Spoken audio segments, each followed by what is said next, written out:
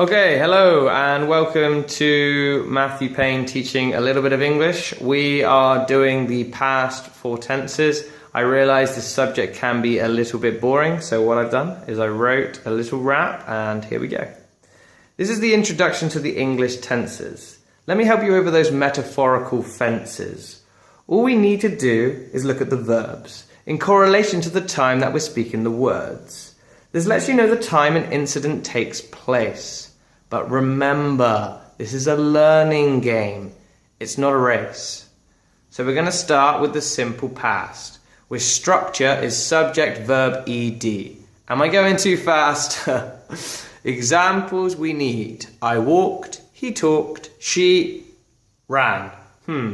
Okay, it's not a perfect rule. For irregulars, they can be cruel and a tough mistress to crack. With some studying students, I'm sure you can do that. But while in negative and interrogative form, there is no need. Simply add the auxiliary verb did or didn't and the infinitive will succeed. Examples we need. I didn't study, or did you pass that test, buddy? As we can see, study and pass aren't in the past, but did and didn't help these verbs by pushing them where they need to be. That's one tense down. Isn't this easy? Okay, we're going to move on to the past continuous and what its influences can teach us.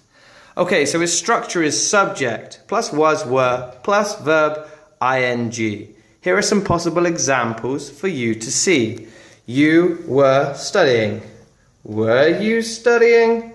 Nah, you weren't studying. As we can see, in positive and in negative form, the structure falls subject, auxiliary verb, present participles.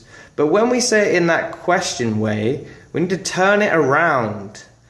We need to change the subject for the auxiliary verb so it has that questiony sound. So he was flirting because was he flirting? And remember, children, this time has been and passed in a specific time in the past. That's two tenses down, just two more to go. Okay, we're going to move on to what's next, which is the past perfect. This is a little bit more complex, with its structure subject had plus past participle. But don't be vexed. It refers to a non-continuous action that's completed in the past. After this lesson, your knowledge will be unsurpassed. Let's see some examples real fast. You had thought. I hadn't taught. And hadn't I brought these rhyming examples to class? Come on everyone, let's make all of the exam scores a pass.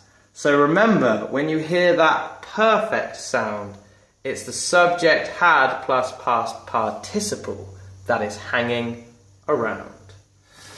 Okay, so we're here at last, to the last tense in the past. It's the past perfect continuous, as I'm sure you knew. The structure is subject plus had been plus present participle. Let's see some examples. You had been waiting. Now I hadn't been waiting.